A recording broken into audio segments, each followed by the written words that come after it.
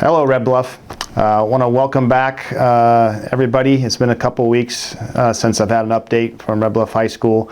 I hope everyone's enjoying their summer. I hope they enjoyed their 4th of July.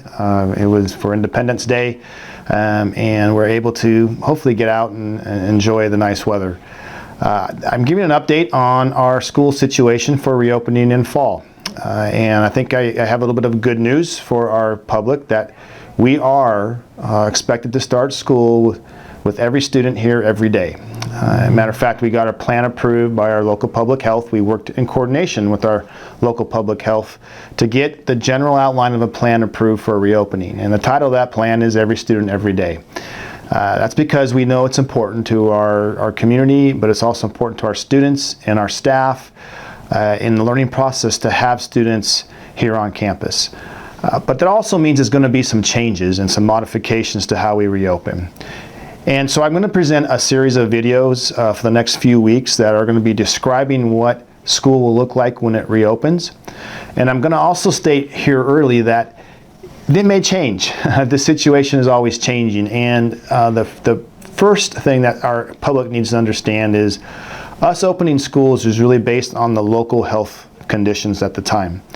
And again, that can change if there's a spike in our coronavirus cases, or if it's not, then we can actually do a little bit more. So it's just the first part of a series of videos that will explain how schools will look at Red Bluff High School when we reopen. First of all, if the local health conditions allow, we plan to have school every day for all of our students. We're not going to do a hybrid model where there is every other day. We feel that it's important that we do go every day with our students, and our community made that very clear in our survey. What that means, though, is we have to put in modifications. First of all, our students, upon arriving at school or getting on the bus, will be screened for COVID symptoms, and they will also be given a temperature check. When they get to school, that'll happen at first period, and we will be lining up outside our doors, social distancing.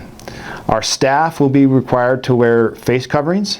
We are in a process of ordering face shields so they can actually, our students will actually see the faces of our staff, but they will be wearing face shields. When we cannot social distance with students, they will be required to wear a face covering as well. We are in the process of securing enough face coverings to get us hopefully through the year. And I know that might be a little bit of a sticky subject for our students and our community, but really it's the recommendations from our local public health, our state public health, and the federal government. And it's a process, and we think that we can feasibly have our students recognizing the importance of face coverings. But again, that's only where we can't social distance. We are most likely going to have a grab and go type lunch structure where our students will just grab a lunch that's pre-made and go to a series of rooms to spread out the assembling of students during lunch. We do plan to have a distance learning program as well, and for two things. One is if we do have an outbreak and we are forced to go into distance learning, then we are prepared for that. Also, it's important for parents to know that we will provide distance learning for those students who you feel are at risk of contracting COVID-19 or have health conditions that would cause problems. That distance learning program will be offered from the first day going forward. We are going to be sending out a survey at the end of this week asking parents if they feel that their students are at risk of COVID-19 during the school setting and if they would participate in distance learning.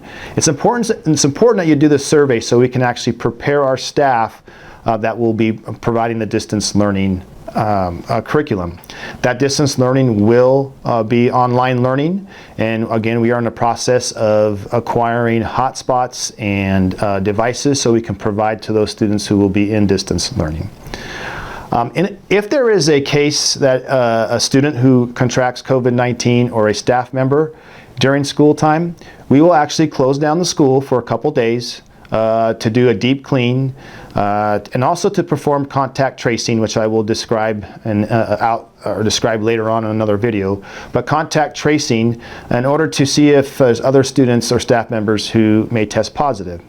The plan is not to close school indefinitely, but it is to close it for 2 to 5 days while we do that work, and then work with public health on how we will reopen.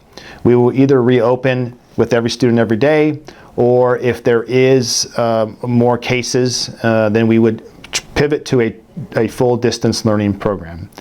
Again, the specifics are being worked out, and I want you to know that the teachers and administration and all staff have been working throughout the summer trying to figure out the best way to proceed under the guidelines. I also want to explain that our teachers really want students here every day.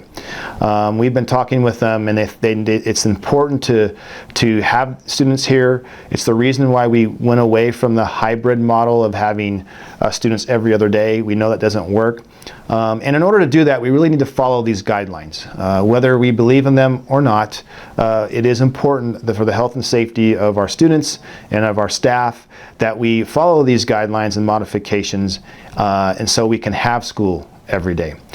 There's a lot in this video. There's going to be more. Like I said, every week we'll be focusing on a certain modification or mitigating measure. We'll be talking more specifically about screening, more specifically about contact tracing, and what that will look like. Our hopes in these videos are to provide weekly updates and to prepare you for August and what that will look like. Again, a lot of this is still being worked out, and we will update you as we go. But we appreciate your support. We appreciate your patience. And like we said, every student, every day, we know the importance of that. But we need to do it to be safe for our students and our staff, and to make sure that our community stays healthy. So hang in there, everybody, every student, every day, and go Spartans.